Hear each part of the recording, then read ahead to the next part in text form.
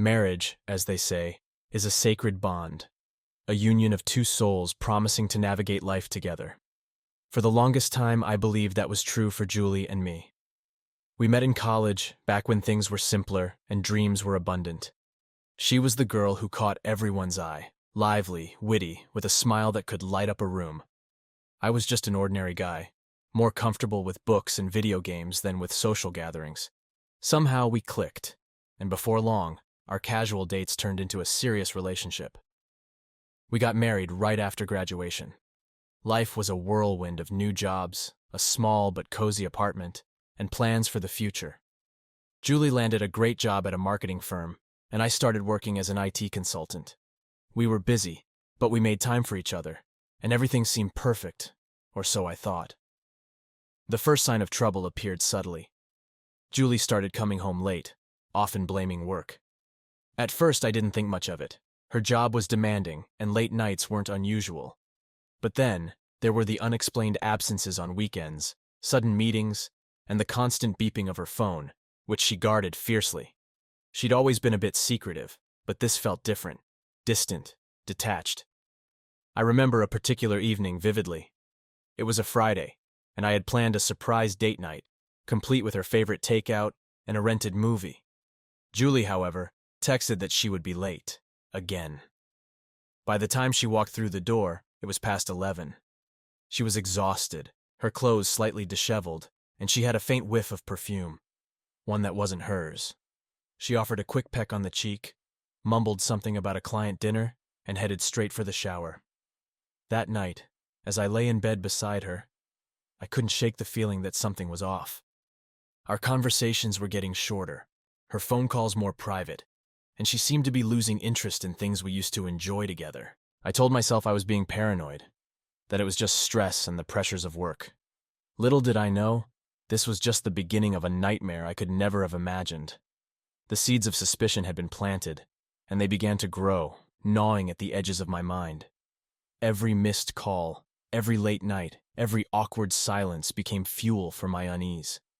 I tried to shake it off, to remind myself of the Julie I had fallen in love with. But the more I tried, the more the nagging doubts persisted. One Saturday morning, Julie announced she had to attend a work retreat. It was last minute, and she packed hastily, throwing clothes into a bag as she explained it was a mandatory event for team building. I wanted to believe her, but something in her eyes seemed to flicker with unease. "Are you sure this is work-related?" I asked, trying to sound casual, though my heart was pounding. She looked up, a flash of irritation crossing her face. "Yes, Mike, it's work. Why would I lie about that? Seriously, you're getting paranoid." I forced a smile, trying to play it off. "Yeah, you're right. Just being silly." Julie rolled her eyes and zipped up her bag. "I'll be back on Sunday evening. Don't wait up." That weekend was a long, torturous stretch of time. I found myself pacing the house, mindlessly flipping through channels, unable to focus on anything. My mind kept drifting back to Julie's sudden retreat. In a moment of weakness, I found myself checking her social media, scrolling through her posts and comments, looking for any clue that could ease my mind. But there was nothing unusual, just the usual pictures and updates about her work and friends. Sunday evening came, and Julie returned home looking more relaxed than she had in weeks. She greeted me with a hug, and for a brief moment, I let myself believe that maybe I was overreacting. We had dinner, and she seemed genuinely happy, recounting stories from her retreat. But then, later that night, as she was getting ready for bed, her phone buzzed. She quickly grabbed it, glanced at the screen, and her face froze for a split second before she turned it off and put it face down on the nightstand. "Who was that?" I asked, trying to keep my tone light. "Just a work thing," she replied too quickly, already slipping under the covers. "At this hour?" "Yeah. You know how it is," she said dismissively, turning away from me. I lay there, staring at the ceiling, my mind racing. This wasn't the Julie I knew. This wasn't the woman I married. Something was definitely wrong, and I couldn't shake the feeling that I was about to uncover something that would shatter my world. A few days after Julie's return from her mysterious retreat, I decided to do something I'd never done before: snoop. I hated myself for it. Felt like a creep. But I couldn't ignore the gnawing suspicion any longer. I waited until Julie was in the shower, her phone left unattended on the kitchen counter. My heart pounded as I picked it up. I hesitated, staring at the screen, before finally unlocking it. I scrolled through her recent messages and emails, finding nothing out of the ordinary. Just as I was about to give up, I noticed a text conversation with a name I didn't recognize. Jake. Jake. Can't stop thinking about last weekend. When can I see you again? Julie. Soon, I promise. Mike is getting suspicious, so we need to be careful. My breath caught in my throat. My hands started shaking, and I felt like the ground beneath me was crumbling. This was it. The confirmation I didn't want but had feared all along. Julie was cheating on me. I locked her phone and put it back exactly as I found it, my mind racing with questions. Who was Jake? How long had this been going on? And most importantly, why? Julie came out of the shower, wrapped in a towel, her hair dripping. She smiled at me, but I couldn't bring myself to smile back. What's wrong? She asked, concern crossing her face. Nothing, I lied. Just thinking about work. She didn't seem convinced, but didn't press further. As she got dressed, I retreated to our bedroom, needing space to process what I had just discovered. My emotions were a whirlwind. Anger, hurt, betrayal, confusion. I wanted to confront her right then and there, to demand answers. But a part of me needed to gather more information, to understand the full extent of her betrayal before I confronted her. Over the next few days, I became a detective in my own home. I started paying closer attention to Julie's behavior, her comings and goings, her phone calls. I checked her phone whenever I got the chance, finding more incriminating messages from Jake. They talked about meeting up, about the time they spent together, about feelings. It was clear this wasn't just a fling. There was an emotional connection between them. One evening, Julie mentioned another work event she had to attend. I nodded, pretending to believe her, but inside, I was boiling with rage. I decided to follow her, to see where she was really going. She left the house around 7 p.m., and I waited a few minutes before slipping out and getting into my car. I trailed her carefully, keeping a safe distance. She drove across town to a small, upscale restaurant. I watched from the parking lot as she met a man. Jake, I presumed. They greeted each other with a hug that lingered a little too long before going inside. I sat in my car, feeling like I'd been punched in the gut. Seeing them together, watching her laugh and touch another man, was more painful than I could have imagined. The woman I loved, the woman I trusted, was betraying me right before my eyes. I couldn't bear to sit in the car any longer, watching my wife with another man. My anger and hurt propelled me into action. I stormed into the restaurant, scanning the room until I spotted them in a cozy corner booth. They were laughing, holding hands across the table, oblivious to the world around them. I walked up to their table, my presence catching Julie off guard. Her face went pale, and she quickly withdrew her hand from Jake's. "Mike, what are you doing here?"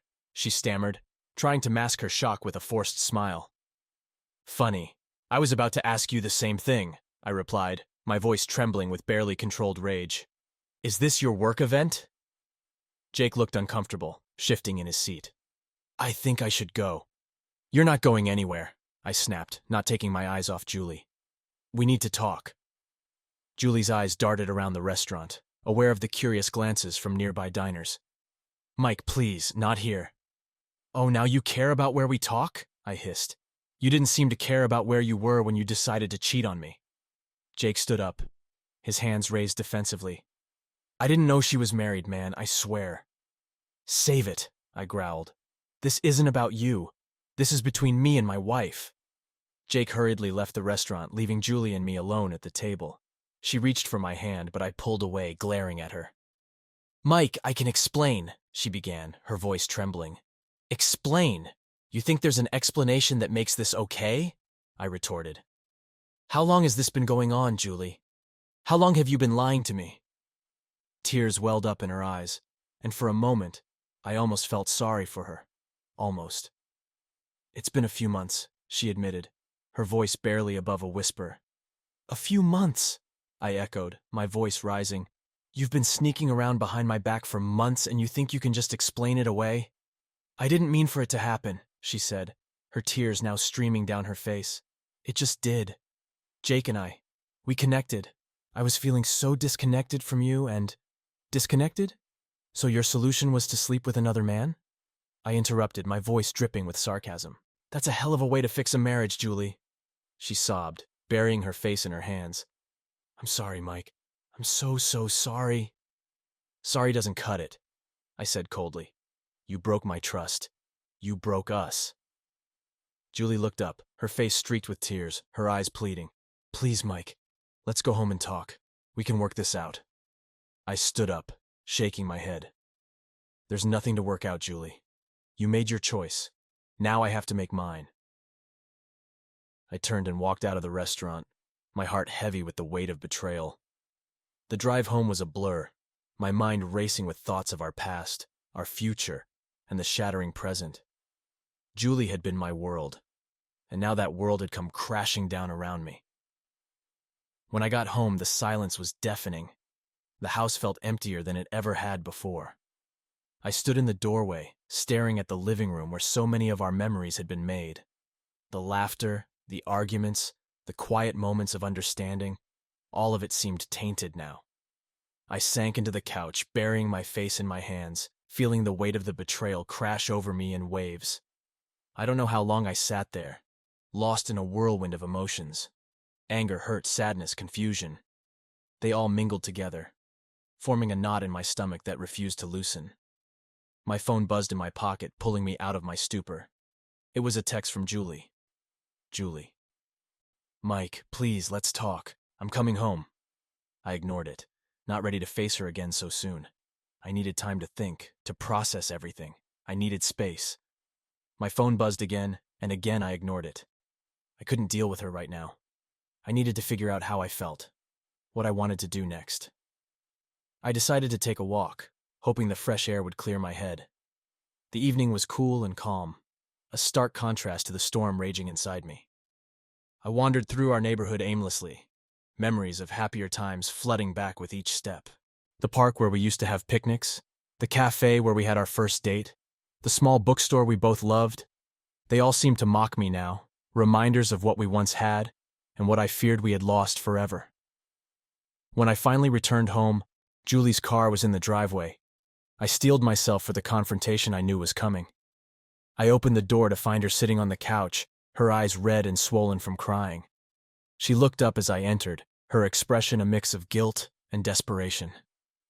Mike, we need to talk, she said softly. I nodded, taking a seat opposite her. Yeah, we do. There was a long, painful silence before she finally spoke. I'm so sorry, Mike. I never meant for this to happen. I was feeling lost, disconnected from you, and Jake was there. It happened. I shook my head, struggling to keep my voice steady.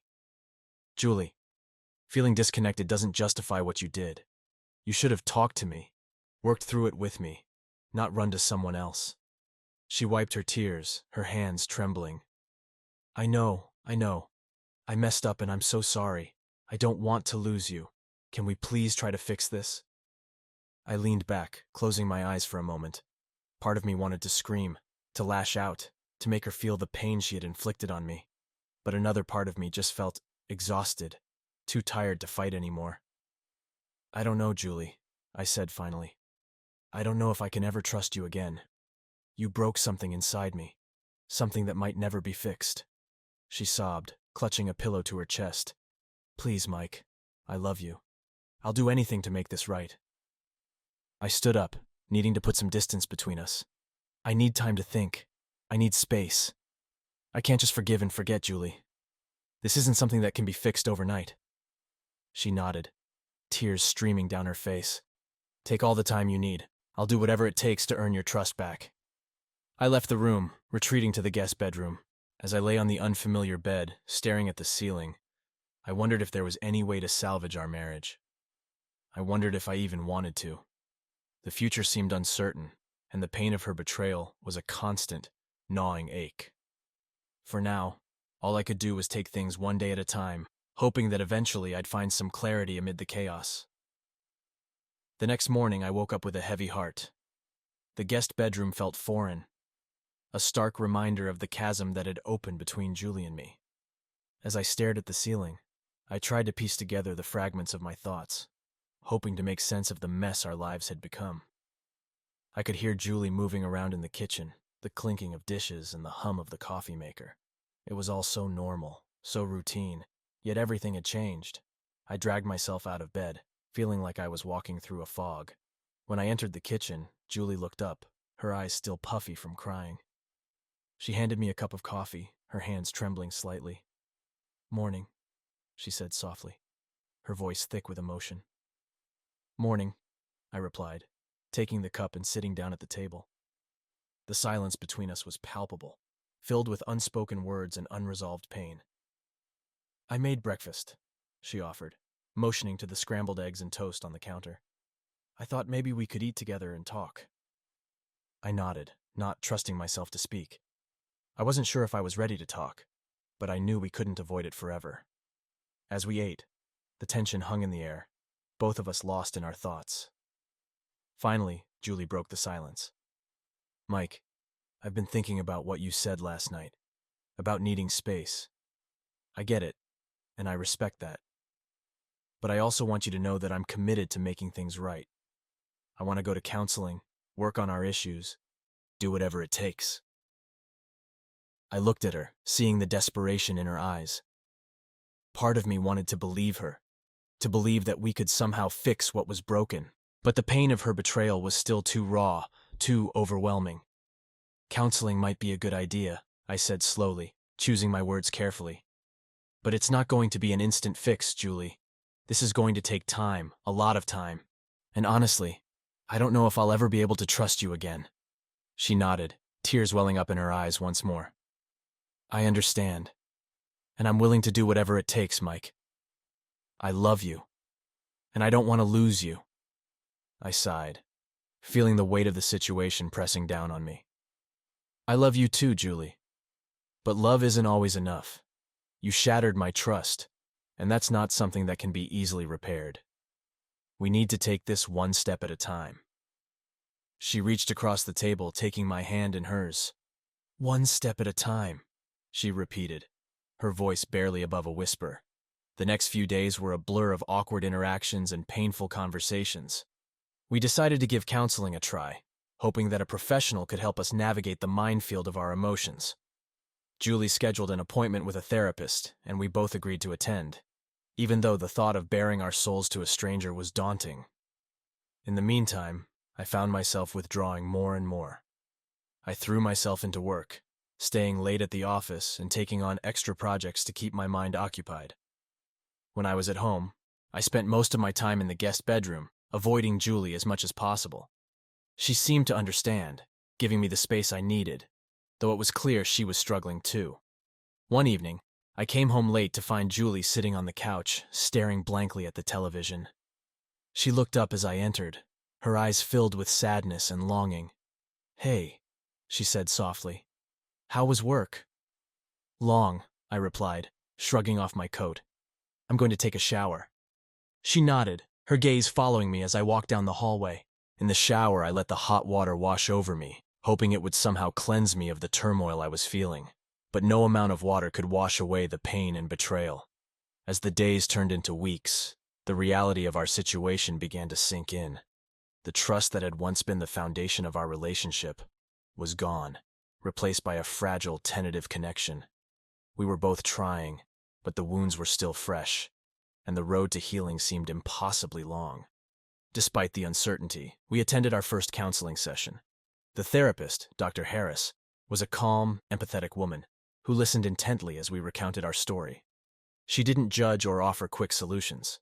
Instead, she guided us through our emotions, helping us to understand the root causes of our issues.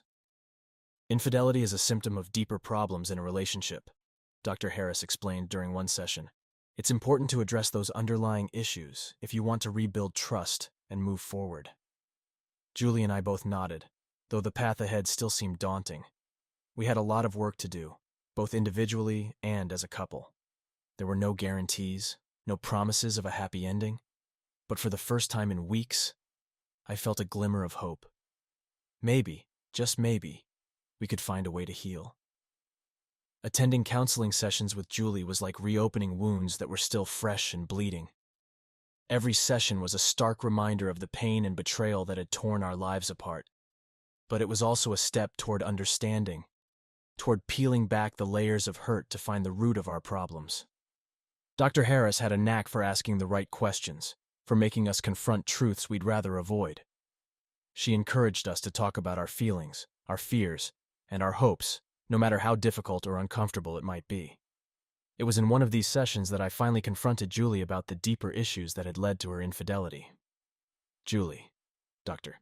Harris began, her voice calm and soothing, "can you explain what was going through your mind when you decided to engage in the affair with Jake? What were you seeking that you felt you couldn't find in your marriage?" Julie looked down, her fingers nervously twisting a tissue in her lap. I don't know if I can explain it properly," she said softly. "It's not like I woke up one day and decided to cheat. It just happened gradually. I felt disconnected from Mike. We were living together, but it was like we were in different worlds. I was lonely, and Jake, he filled that void." I clenched my fists, struggling to keep my anger in check. "So, it was my fault? I made you cheat?" I spat out, unable to hide the bitterness in my voice. Dr. Harris intervened gently. "Mike, it's important to listen to Julie's perspective without placing blame. This is about understanding, not assigning fault." Julie looked up at me, tears in her eyes. "No, Mike, it wasn't your fault. I should have talked to you, told you how I was feeling. But instead, I ran away from our problems. I was selfish and cowardly. I betrayed you, and I'll regret that for the rest of my life." Her words hung in the air, a painful admission that cut deep. I looked at Dr. Harris, searching for guidance. "Mike," she said, her tone firm but compassionate, "what do you need from Julie to begin the process of rebuilding trust?" I took a deep breath, trying to sort through the myriad of emotions swirling inside me. "I need honesty," I said finally. "I need to know everything. No more lies, no more secrets, and I need time. This isn't something I can just get over." Julie nodded, wiping her tears. "I understand, and I promise from now on I'll be completely honest with you. I'll do whatever it takes to make this right." As we left Dr. Harris's office that day, I felt a mix of emotions. Relief that we were finally addressing our issues, but also a profound sadness at how far we had fallen. The road ahead was still uncertain, and I wasn't sure if we could ever truly heal. But at least we were taking the first steps. The days turned into weeks, and we continued our counseling sessions. We started to communicate more openly, discussing not just the affair, but the deeper issues that had plagued our marriage. It was painful and exhausting, but it was also necessary. One evening after a particularly intense session, Julie and I sat on the couch, a heavy silence between us. She reached for my hand, her touch tentative, as if she was afraid I'd pull away. "Mike," she said softly, "I want you to know that I'm committed to us. I know it's going to be hard, and I know I've hurt you more than I can ever make up for. But I love you, and I want to fight for our marriage, if you'll let me." I looked into her eyes, searching for the sincerity in her words. There was a time when I would have believed her without question, but now, doubt lingered. Yet beneath the doubt, there was a flicker of hope, a small part of me that wanted to believe we could find a way back to each other. "I want to try," I said finally, my voice barely above a whisper. "But it's going to take time, and it's going to be hard.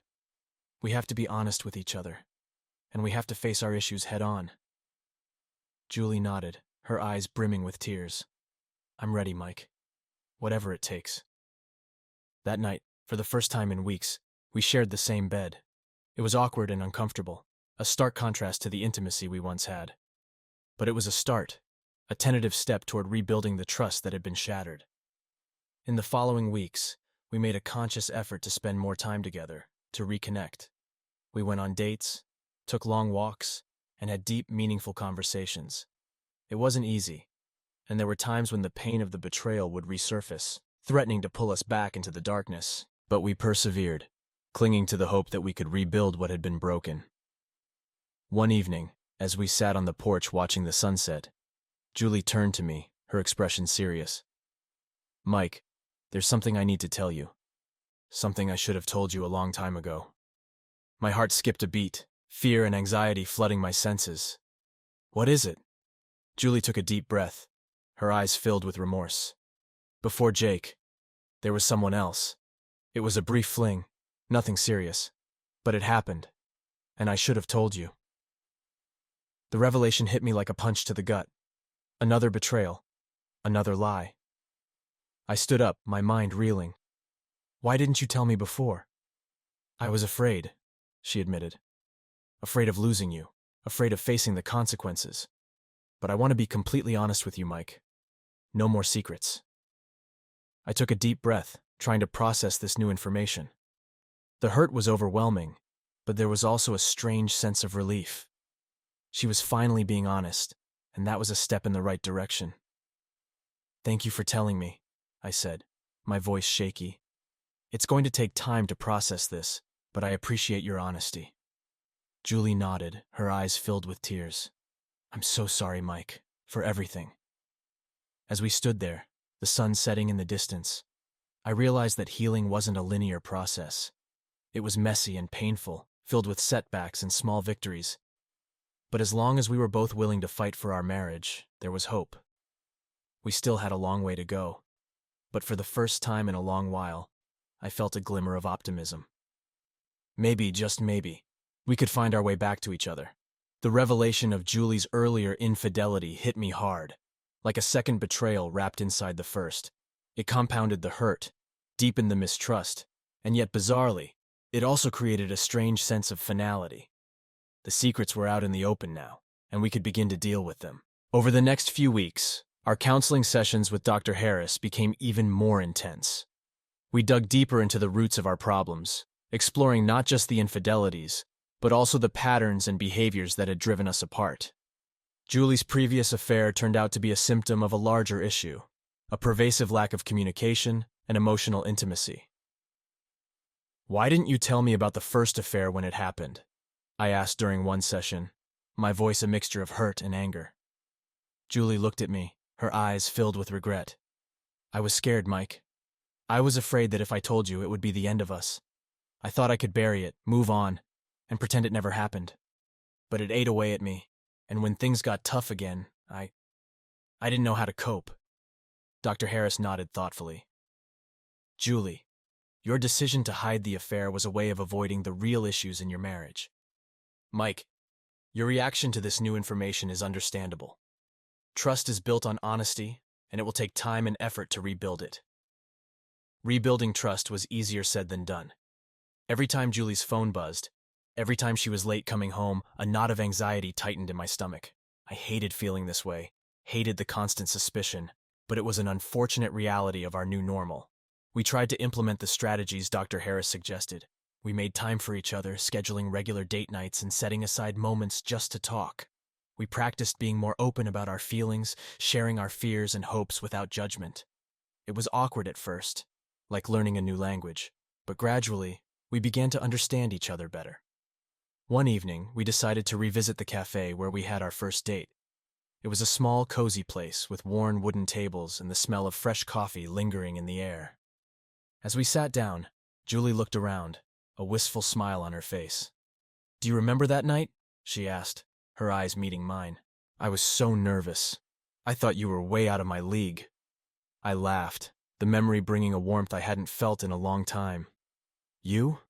Nervous? I was the one who could barely string a sentence together. You were so confident and beautiful. I felt like the luckiest guy in the world. Julie reached across the table, taking my hand in hers. Mike, I know I've hurt you deeply. I can't change the past, but I want you to know that I'm committed to our future. I want us to find that connection again, to be that couple who can face anything together. I squeezed her hand, feeling a flicker of hope. I want that too, Julie. It's just going to take time. We need to rebuild, piece by piece. As we sipped our coffee and reminisced about the past, I felt a small shift. It was as if we were rediscovering each other, finding the connection that had been buried under layers of pain and mistrust. It wasn't a miracle cure, but it was a start. But not every day was a step forward. There were moments when the past would resurface, dragging us back into the darkness. One night, while sorting through some old photos, I came across a picture of us from a trip to the mountains. We looked so happy, so carefree. I felt a pang of sadness, wondering if we could ever be those people again. Julie came up behind me, peering over my shoulder. "That was a great trip," she said softly. "We were so in love." "We were," I agreed, a lump forming in my throat. "What happened to us, Julie? How did we let things get so bad?" She sat down beside me, her expression thoughtful. "Life happened, I guess. We got busy, stopped communicating, and before we knew it, there was this distance between us. I should have fought harder for us instead of running away." I sighed, feeling the weight of her words. "We both should have, but we can't change the past. All we can do is try to learn from it." Julie nodded, a tear slipping down her cheek. "I'm willing to do whatever it takes, Mike. I love you, and I want to make this work." I pulled her into a hug, feeling her tremble against me. "I love you too, Julie. We've got a long road ahead, but we'll take it one step at a time." In the following weeks, we continued to work on our relationship. We celebrated small victories, like a night without arguing or a moment of genuine laughter, and faced setbacks with as much grace as we could muster. It was a slow, painful process, but it was progress. One of the hardest challenges was learning to trust again. There were times when the doubt and suspicion would rear their ugly heads, threatening to undo all the progress we had made. But each time, we faced it together, talking openly about our fears and working to reassure each other. One night, as we lay in bed, Julie turned to me, her expression serious. "Mike, I know I've said this before, but I want you to know that I'm committed to being completely honest with you. No more secrets, no more lies." I looked at her, seeing the sincerity in her eyes. "I appreciate that, Julie, and I'm committed to being honest with you too. We can't rebuild trust if we're not both all in." She nodded, a small smile playing at her lips. All in, one step at a time. As we drifted off to sleep, I felt a sense of peace that had eluded me for months. We were far from perfect, and the road ahead was still fraught with challenges. But for the first time in a long time, I felt like we were moving in the right direction, and that in itself was a victory. Just as things seemed to be stabilizing between Julie and me, reality decided to throw another wrench into our fragile peace. It was a Saturday afternoon, and we had planned to spend the day together. We were doing what Dr. Harris recommended, rekindling our bond through shared activities. This time, it was a hike in the nearby state park. We packed a picnic and set off, the weather perfect, with a gentle breeze and a clear sky. As we walked, we talked about everything and nothing, trying to recapture the easy camaraderie we once had. It felt good to be out in nature, away from the suffocating tension that had gripped our home for so long. We found a secluded spot by a small stream and laid out our picnic. As we ate, Julie's phone buzzed with a notification. She glanced at it, her face tightening momentarily before she quickly put it away. "Who was that?" I asked, trying to keep my tone neutral. "No one important," she replied, but her voice had a slight edge to it. "Julie, we agreed on honesty," I said, feeling my heart rate increase. "Who was it?" She sighed, pulling out her phone. "It's just a work thing, Mike. I didn't want to ruin our day by talking about it." I took a deep breath, trying to stay calm. "Julie, you need to understand that every time you hide something, it sets us back. I need to know I can trust you." She handed me her phone, showing the message. It was from a coworker about a project deadline. It seemed innocent enough, but the secrecy triggered all my fears and insecurities. "I'm sorry," she said softly. "I didn't mean to hide it. I just wanted us to have a nice day without any stress." I nodded, handing the phone back. "I get that, but we need to be completely open with each other. That's the only way we're going to make this work." She squeezed my hand, her eyes filled with regret. "You're right. I'm sorry." We continued our picnic, but the mood had shifted. The tension was back, lurking beneath the surface. We packed up and headed back home, the silence between us heavy and uncomfortable. That evening, as we sat in the living room, I decided to address the elephant in the room. "Julie, I know you didn't mean any harm today, but we need to talk about how we're going to handle things like this in the future. We can't keep having setbacks like this." She nodded, her expression serious. "I know, Mike. I promise to be more open with you. I want to rebuild your trust, and I know that means being completely transparent." We talked late into the night, hashing out our fears and insecurities. It was exhausting, but it felt necessary. We were laying the groundwork for a more honest and open relationship, even if it was painful. The next few days were a mix of progress and setbacks. We had good moments, like cooking dinner together and watching a movie without any tension. But there were also moments when the past would resurface, causing arguments and tears. One evening, as we were cleaning up after dinner, Julie turned to me, her expression thoughtful. "Mike, I've been thinking, maybe we should go on a trip together, just the two of us. A change of scenery might do us some good." I considered her suggestion. It had been a long time since we'd taken a vacation together, and the idea of getting away from the daily reminders of our struggles was appealing. "That might be a good idea," I said slowly. "Where were you thinking?" She shrugged, a hopeful smile on her face. "Maybe somewhere quiet and relaxing, a cabin in the mountains or a beach house. Just us, no distractions." The more I thought about it, the more it seemed like a good idea. We needed a break, a chance to reconnect without the constant reminders of our problems. "All right," I agreed. "Let's do it. Let's plan a trip." We spent the next few days planning our getaway, settling on a small cabin in the mountains. It was secluded and peaceful, the perfect place to escape and focus on each other. The drive to the cabin was filled with a mix of anticipation and nervousness. We chatted about trivial things, trying to keep the mood light. When we arrived, the cabin was even more beautiful than the pictures. Nestled among towering trees, it felt like a sanctuary, far removed from the chaos of our daily lives. As we settled in, we decided to take a walk around the property. The fresh mountain air was invigorating, and for a moment, I felt a sense of peace. We walked hand in hand, enjoying the tranquility and the beauty of nature. That evening, as we sat by the fireplace, Julie turned to me, her eyes filled with emotion. "Mike, I want this to work. I want us to find our way back to each other. I know it's going to be hard, but I'm committed to us." I looked at her, feeling a surge of emotion. "I want that too, Julie. I know we have a long way to go, but I'm willing to try. I love you." "I love you too," she whispered, leaning in to kiss me. As we kissed, I felt a glimmer of hope. We still had a long road ahead, but for the first time in a long while, I felt like we were on the right path. The setbacks were painful, but they were also a part of the process, and as long as we were willing to fight for each other, there was hope. The mountain retreat was a much-needed escape from the daily grind and the emotional weight we had been carrying.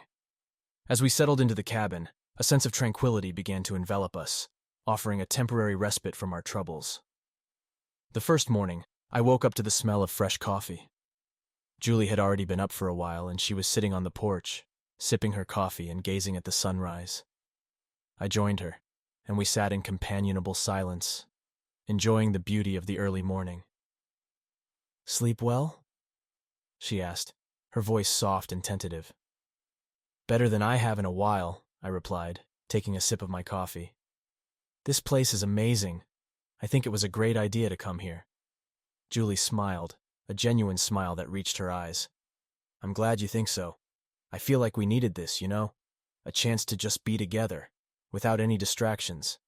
We spent the day exploring the area, hiking through the woods, and finding little streams and waterfalls that seemed like they were straight out of a postcard. The physical activity and the beauty of nature helped to clear my mind, allowing me to focus on the present rather than the painful past. That evening, we decided to cook dinner together. It was something we used to enjoy, but had fallen by the wayside in the chaos of recent months. We laughed and joked as we prepared the meal, the easy camaraderie a welcome change from the tension that had been our constant companion.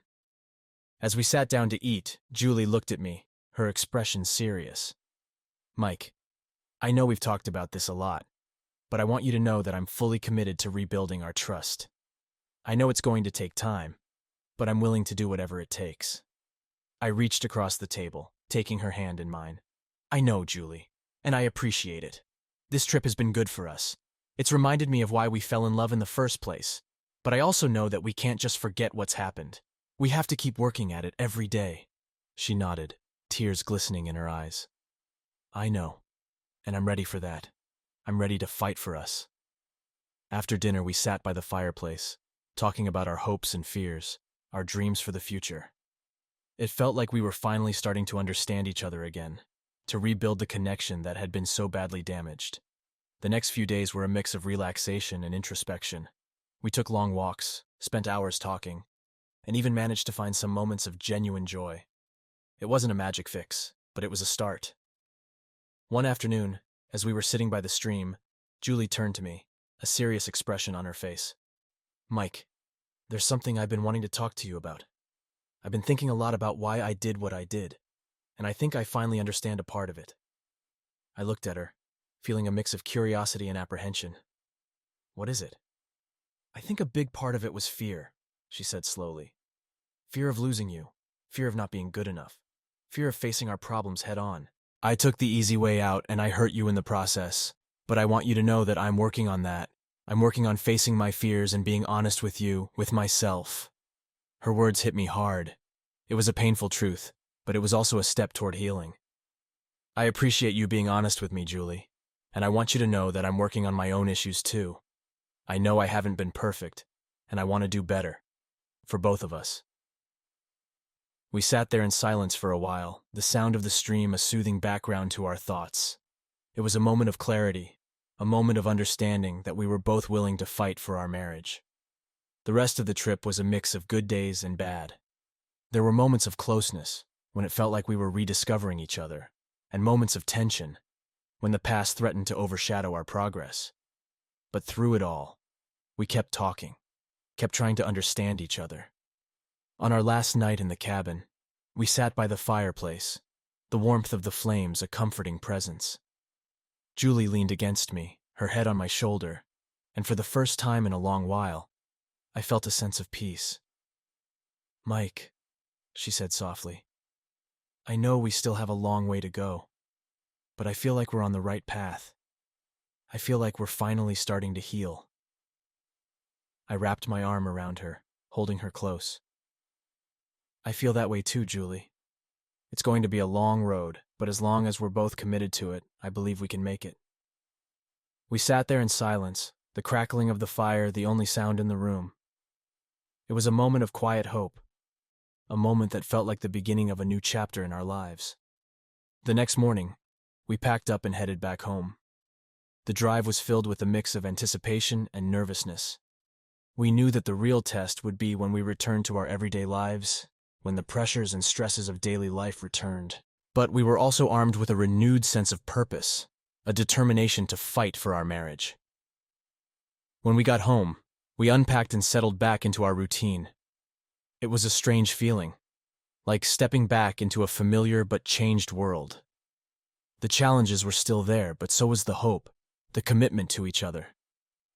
As the weeks went by, we continued our counseling sessions, continued to work on our communication and trust. There were setbacks, moments of doubt and fear. But there were also moments of progress, moments when it felt like we were truly healing. One evening, as we were sitting on the porch, watching the sunset, Julie turned to me, a smile on her face. "Mike, I feel like we're finally starting to find our way back to each other. It's been hard, but I believe in us. I believe we can make it." I looked at her, feeling a surge of emotion. "I believe in us too, Julie. It's been a tough journey, but I'm glad we're taking it together." We sat there in silence, the colors of the sunset painting the sky. It was a moment of quiet hope, a moment that felt like a promise of a brighter future. We still had a long way to go, but for the first time in a long while, I felt like we were truly on the right path. Returning to our daily lives after the retreat was like stepping into a battlefield, armed only with the fragile peace we had found in the mountains. The real world was waiting, with all its demands and distractions, ready to test our resolve. Julie and I had established a routine that included our counseling sessions, date nights, and open, honest conversations. But life, as it often does, had its own plans. Work started to pile up for both of us. Julie had a major project at her marketing firm, and I was dealing with a crisis at the IT company.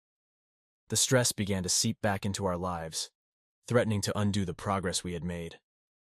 One Friday evening, Julie came home looking exhausted. She dropped her bag on the floor and slumped into a chair. "Mike, I don't know how much more of this I can take. The deadlines, the constant pressure. It's overwhelming. I nodded, understanding her frustration. I get it, Julie. Work's been insane for me too, but we need to make sure we don't let it come between us again. She sighed, running her hands through her hair.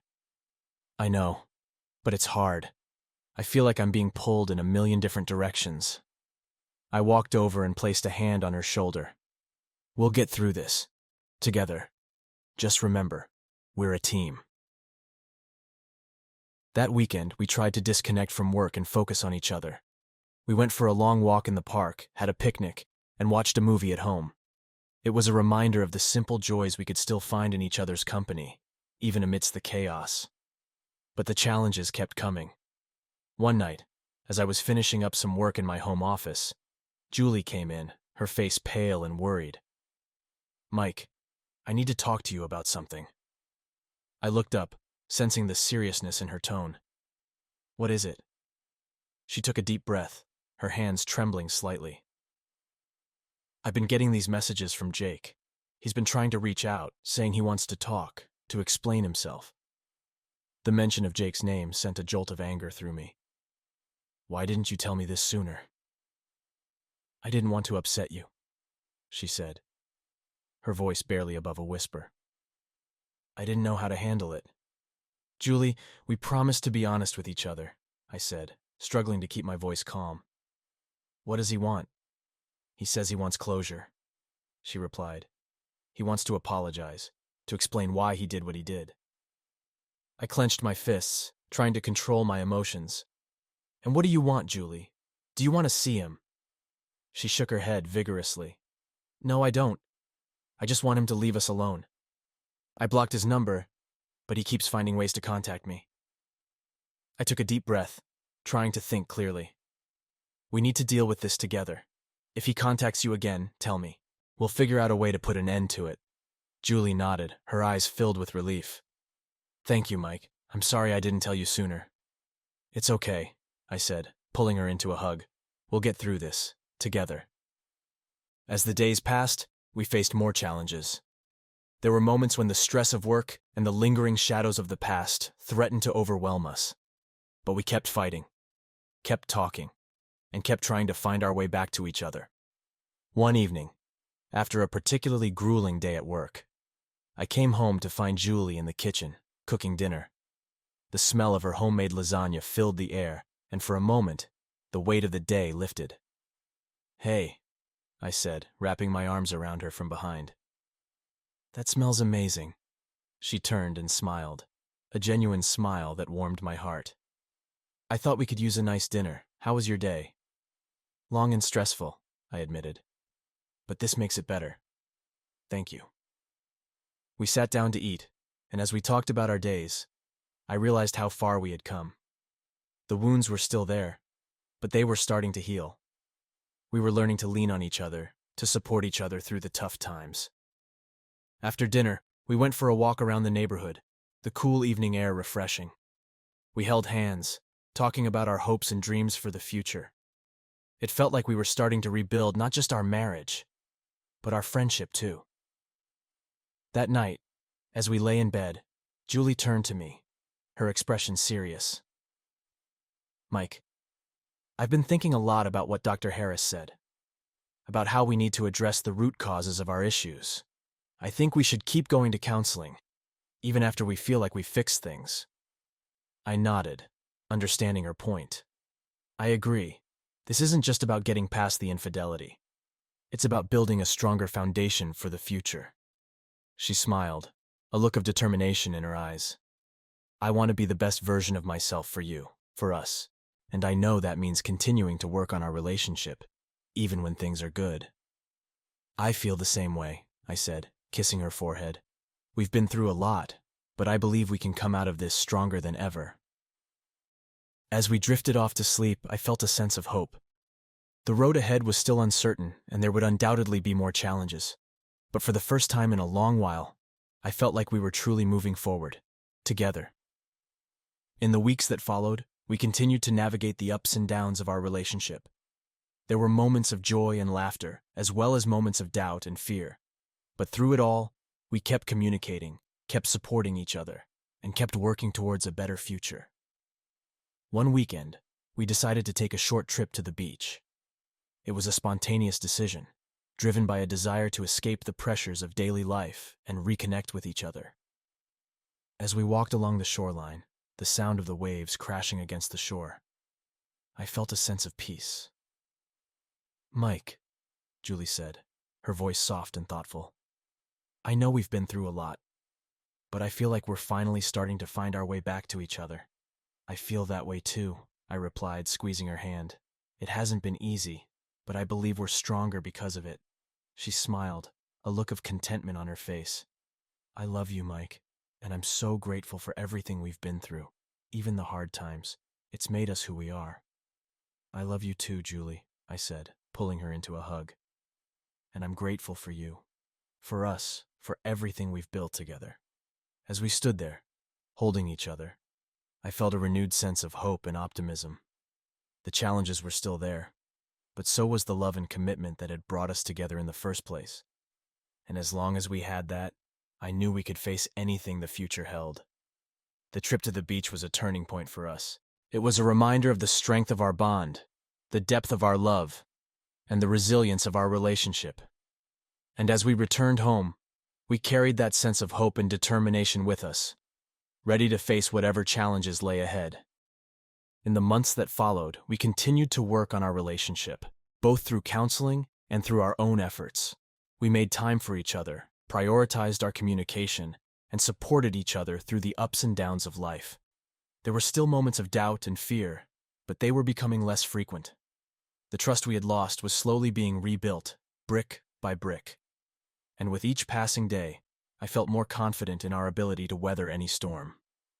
One evening, as we sat on the porch, watching the sunset, Julie turned to me, her eyes filled with emotion.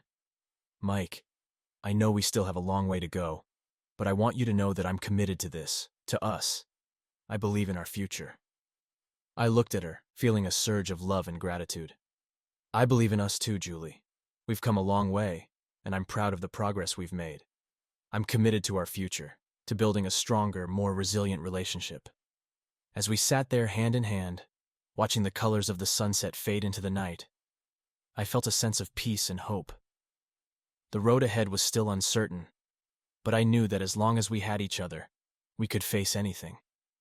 The journey to rebuild our marriage had been long and painful, but it had also been filled with moments of growth, understanding, and love. And as we continued to move forward, I knew that we were building a future filled with hope, resilience, and the enduring strength of our love. The months that followed were a testament to our determination and resilience. Julie and I continued to build on the fragile foundation we had painstakingly laid. Each day was a new opportunity to grow, to learn, and to strengthen the bond that had once seemed irreparably broken. Work continued to be demanding, but we had learned to prioritize our relationship. We implemented weekly check-ins, where we would sit down with a glass of wine and talk openly about our feelings, our concerns, and our hopes for the future. These conversations were sometimes difficult, but they were also healing. They allowed us to address issues before they became insurmountable problems. One particularly memorable evening, we were sitting on the porch, the sky painted with the vibrant hues of the sunset. Julie turned to me, her eyes reflecting the colors of the sky. "Mike, there's something I've been wanting to talk to you about, something important." I felt a pang of anxiety but nodded, encouraging her to continue. "What is it?"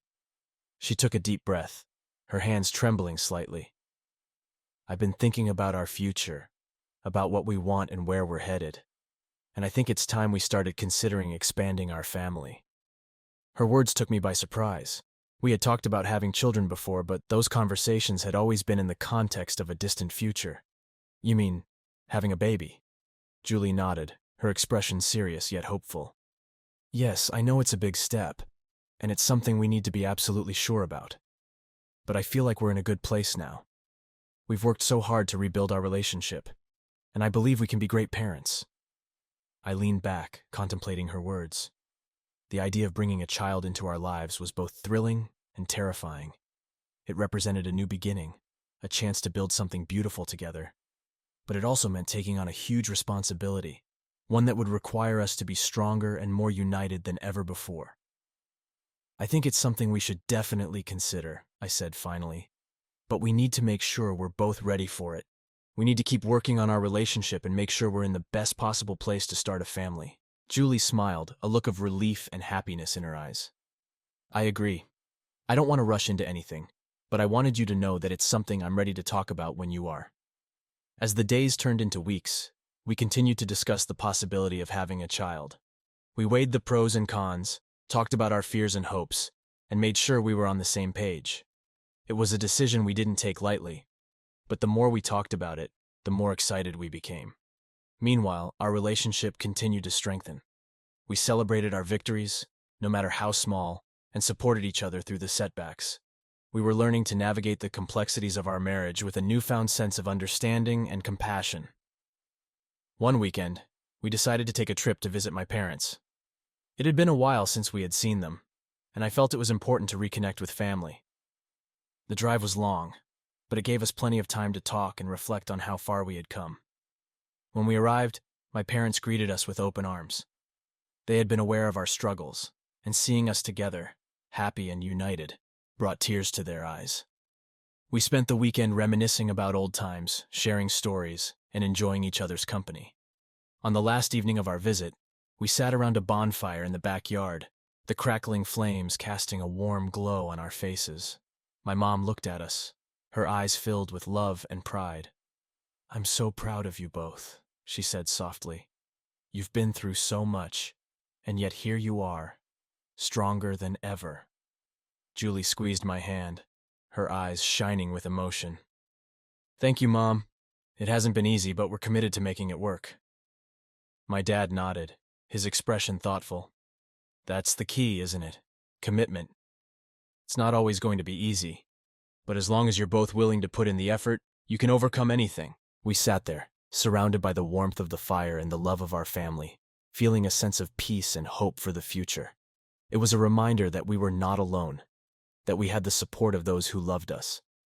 As we drove home the next day, Julie turned to me, a smile playing on her lips. "I think this weekend was exactly what we needed. It reminded me of how important family is and how much I want to build one with you." I smiled back, feeling a surge of love and gratitude. "I feel the same way. And I think we're ready to take that next step whenever we decide the time is right." In the months that followed, we continued to work on our relationship, building on the foundation we had laid. We attended our counseling sessions, communicated openly, and supported each other through the challenges that life threw our way. And then, one evening, as we were sitting on the porch watching the sunset, Julie turned to me, her eyes filled with a mix of excitement and nervousness. "Mike, I have some news." My heart skipped a beat. "What is it?" She took a deep breath, her hands trembling with emotion. "I'm pregnant." For a moment I was speechless. The news hit me like a wave, filling me with a whirlwind of emotions. Joy, excitement, fear, and love all mingled together, creating a sense of overwhelming happiness.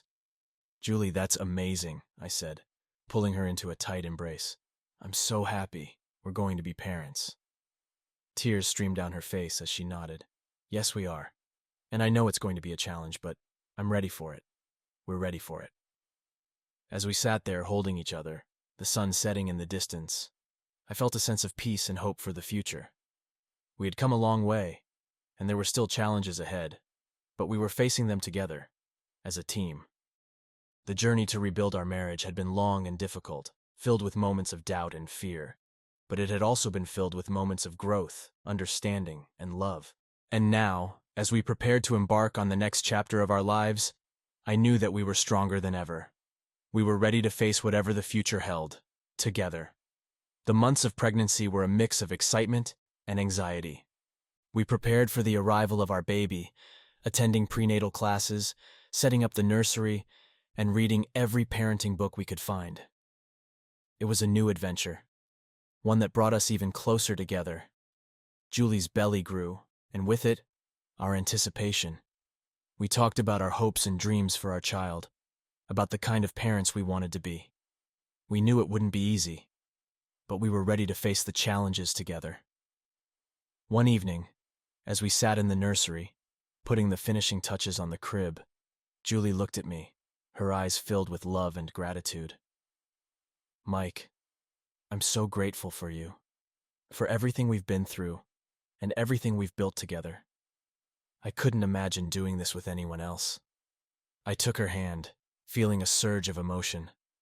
I feel the same way, Julie. We've come so far, and I'm so proud of us. I can't wait to meet our baby and start this new chapter together. The day our baby arrived was a day filled with a mix of intense emotions and overwhelming joy. Julie was a warrior during labor, and when our baby was finally placed in her arms, the look of pure love on her face was something I would never forget. We named our daughter Emma, a name we had both loved and agreed on early in the pregnancy. As I held Emma for the first time, tears streamed down my face. She was perfect, a tiny bundle of hope and love. In that moment, all the pain and struggles we had endured seemed worth it. We had created something beautiful, something that would forever be a testament to our love and resilience.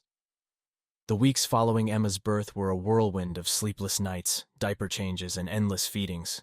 It was exhausting, but it was also the happiest time of my life. Julie and I worked together as a team, supporting each other through the challenges of new parenthood. One night, as we were sitting on the couch, watching Emma sleep in her crib, Julie turned to me, a look of contentment on her face. Mike, I know we've been through a lot, but I feel like we're finally where we're meant to be. We've built something beautiful together, and I'm so grateful for you and for our family. I smiled, feeling a sense of pride and happiness. I'm grateful for you too, Julie. We've come a long way, and I'm so proud of everything we've accomplished. I love you. I love you too, she said softly, leaning in for a kiss. As we sat there, holding each other, watching our daughter sleep, I felt a sense of peace and fulfillment. The journey to rebuild our marriage had been long and difficult, but it had also been filled with moments of growth, understanding, and love. And now, as we faced the future together, I knew that we were stronger than ever. The road ahead would undoubtedly be filled with new challenges and obstacles, but I was confident that we could face them together. We had learned to communicate, to support each other, and to prioritize our relationship. And most importantly, we had learned that love and commitment could overcome even the darkest of times. As I looked at Julie and Emma, I knew that we had created something beautiful, something that would endure. And as we continued on our journey, I felt a renewed sense of hope and optimism for the future. We were ready to face whatever came our way, together as a family.